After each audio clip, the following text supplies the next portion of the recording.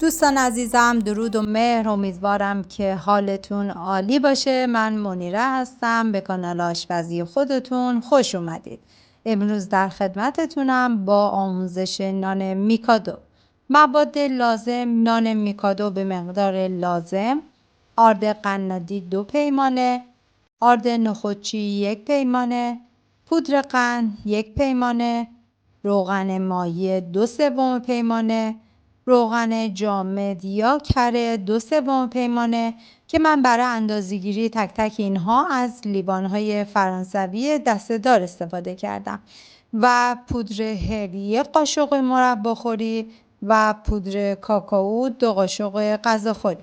خب حالا تابه رو گذاشتم روی گاز و آرد قنادی رو توی 2 مرحله بهش اضافه میکنم و هر مرحله هم که اضافه میکنم حتما الکشون میکنم.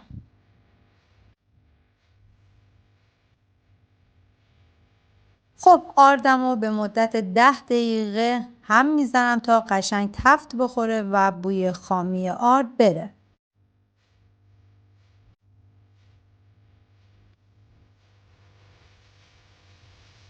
من اینجا سرعت رو زیاد کردم تا حوصله شما عزیزان سر نره.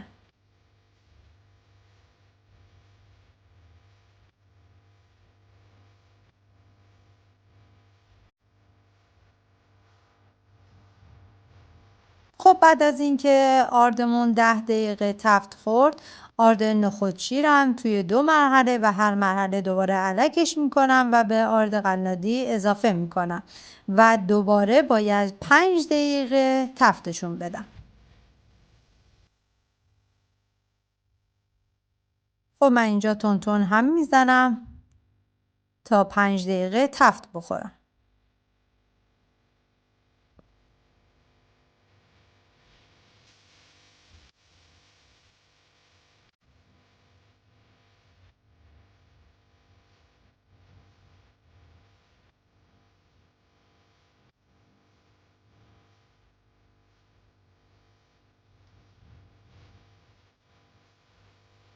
خب تو مرحله بعد پودر کاکائو رو از الک رد میکنم و به بقیه موادم اضافه میکنم و هم میزنم تا مخلوط بشه.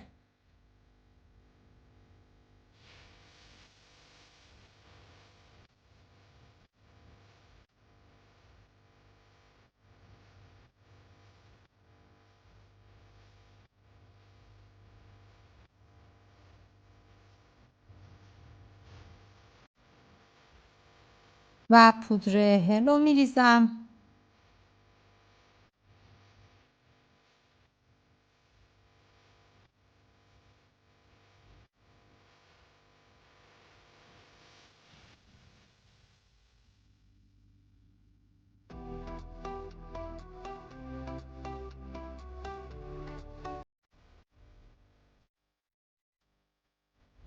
بعد از اینکه همه با هم دیگه مخلوط شدن، روغن ها رو اضافه میکنیم. اول روغن جامد یا کره رو اضافه میکنیم که من اینجا از روغن جامد استفاده کردم. شما میتونی از کره استفاده کنی، فرقی نمیکنه.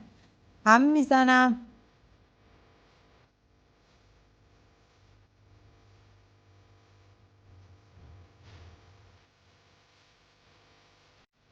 و حالا روغن مایع رو اضافه میکنم. حالا باید اینجا کاملا همه رو با هم دیگه مخلوط کنم و یک دست بشه.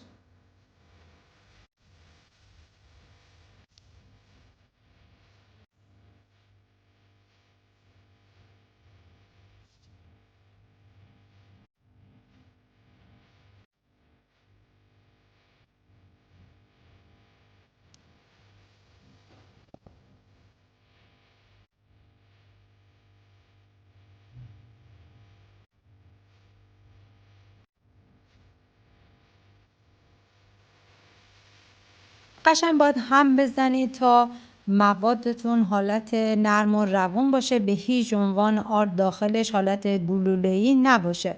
برای همین هم هست که میگم هر مرحله که آرد یا پودر کاکائو یا پودر قند رو اضافه میکنید حتما الکشون کنید. خب من اینجا هم زدم کاملا یک دست شد. حالا توی مرحله آخر پودر قندم رو الک میکنم و دوباره باید با موادم مخلوط کنم. بعد از اینکه کاملا مخلوط و یک دست شد اون موقع زیر گاز رو خاموش میکنم. پس همون اولم شعله گازتون متوسط باشه، نه انقدر زیاد نه انقدر کم. حالت شعله متوسط بذارید و کارتون رو ادامه بدید. من اینجا هم میزنم تا کاملا مخلوط بشن و بعد از اینکه کامل مخلوط شدن زیر گاز رو خاموش میکنم.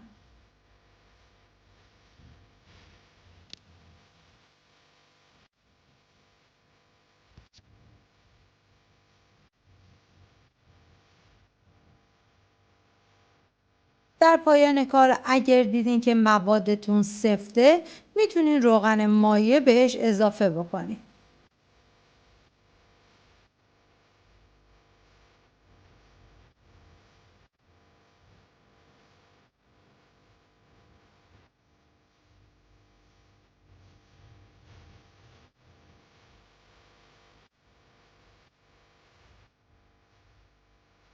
من اینجا دیگه زیر شعله رو خاموش کردم و تون هم زدم و ببینید مواد باید به این صورت بشه و باید بذارین که موادتون از داغی بیفته، چون اگه خیلی داغ باشه نونتون موج میگیره، اگرم سرد باشه ورقا از همدیگه جدا میشن. برای همین من موادم رو میذارم که از داغی بیفته و بعد روی نون میذارم.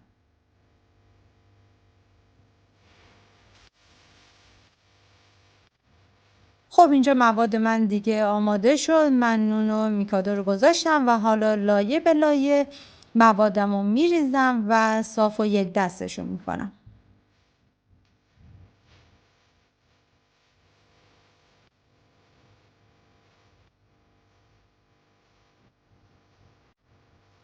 و حالا نون بعدی رو میذارم و با دستم فشرده میکنم و بعد لایه بعدی رو میریزم.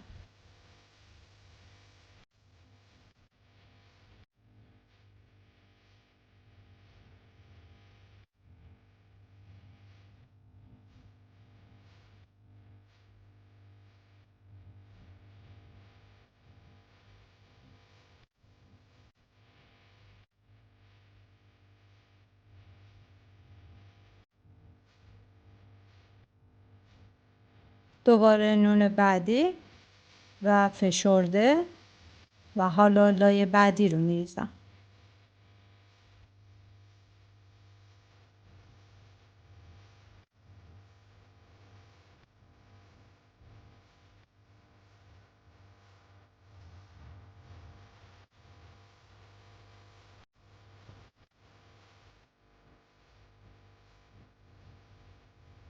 دوباره نون بعدی رو میذارم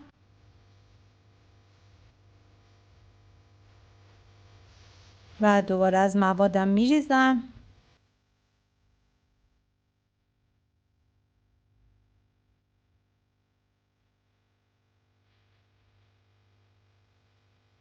و بعد از اینکه تمام لایه‌ها ریختین نون رو گذاشتین تموم شد، باید بذارید داخل یخچال و یه جسم سنگینم روش بذارین. تقریبا 45 دقیقه داخل یخچال باشه کافیه و بعد از 45 دقیقه از یخچال در میارین و شکلات رو بنماری میکنین، روش میریزین و دوباره میذارین سرد بشه خورده‌ای و بعد شکلات سفیدم روش میریزین، اونم بنماری میکنین و حالا هر مدلی که میخوان دوست دارین بدین. خب من اینجا اول شکلات رو بنماری کردم روش ریختم و قشنگ صافش میکنم و بعد از اون هم شکلات سفید رو بنماری کردم و روش میریزم، میذارم خنک بشه تقریبا و بعد با یک خلالی روش رو موج میدم.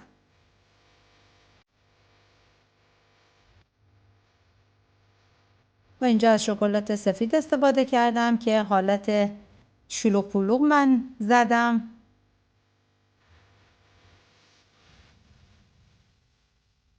شما هر مدلی که دوست دارین میتونین بدین. اینجا با خلال حالت موجش دادم.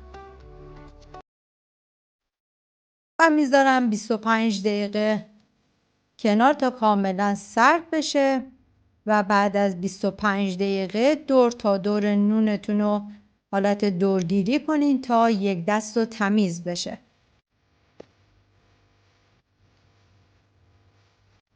ببینید من که قشنگ کناره های نونم رو یکسان زدم، مرتب شد و بعد از اون به هر اندازه و مدلی که دوست دارین میتونین بدین. این نون میکادو بسیار خوشمزه و گزینه خوبیه برای به خصوص بچه‌ها که مدرسه میرن و امیدوارم که درست کنین و از خوردنش لذت ببرین و ممنون از اینکه همراه من بودید و ممنون میشم که منو به دوستان خودتون معرفی کنید و کانال منو سابسکرایب کنید. و ببینید من اینجا به مدل اندازه‌های ویفری اندازه زدم و برش زدم. ببینید کاملا لایه ها به هم چسبه. امیدوارم درست کنین و نوش جان کنین تا آموزش های بعدی. خدایا رو نگهدارشون.